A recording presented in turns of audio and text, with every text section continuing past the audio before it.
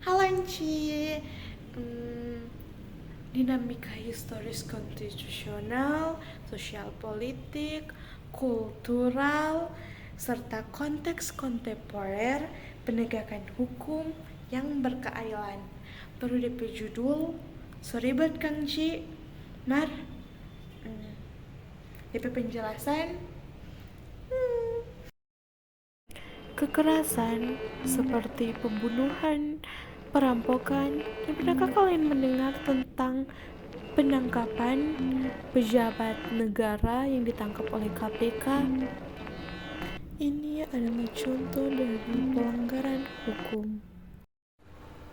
Indonesia adalah negara hukum, artinya negara yang semua penyelenggaraan pemerintah dan kewarganegaraan serta kemasyarakatannya berdasarkan atas hukum, bukan didasarkan atas kekuasaan belaka.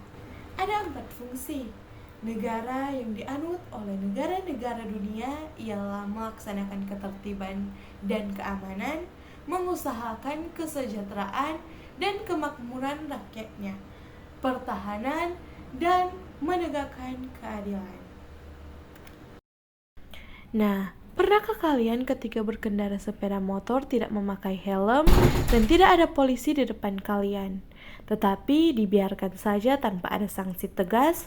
Esok lusa diulang kembali dan tidak ada sanksi lagi, maka menyebabkan pelanggaran akan menjadi hal yang biasa. Oleh karena itu, aparat penegak hukum harus lebih tegas dalam memberikan sanksi agar masyarakat bisa lebih tertib mematuhi aturan. Ya kalau dipikir, keadilan ternyata masih jauh. Menggali sumber historis, sosiologis, politis tentang penegakan hukum yang berkeadilan di Indonesia. Salah satu tujuan negara Republik Indonesia, negara RI adalah melindungi warga negara atau menjaga ketertiban, selain berupaya mensejahterakan masyarakat dalam tujuan negara bagaimana dinyatakan di atas secara eksplisit dinyatakan bahwa negara melindungi segenap bangsa Indonesia dan seluruh tumpah darah Indonesia dan untuk memajukan kesejahteraan umum dan mencerdaskan kehidupan bangsa serta melaksanakan ketertiban dunia. Agar negara dapat melaksanakan tugas dalam bidang ketertiban dan perlindungan warga negara, maka disusunlah peraturan yang disebut peraturan hukum. Peraturan hukum mengatur hubungan antara manusia yang satu dengan manusia yang lainnya, di samping mengatur hubungan manusia atau warga negara dengan negara, serta mengatur organ-organ negara dalam menjalankan kepemerintahan negara.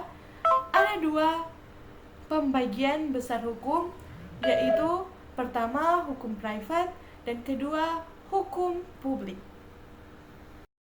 Esensi dan urgensi penegakan hukum yang berkeadilan. Jadi kesimpulannya, dinamika historis konstitusional, sosial politik, dan kultural adalah pendorong utama dalam penegakan hukum yang berkeadilan.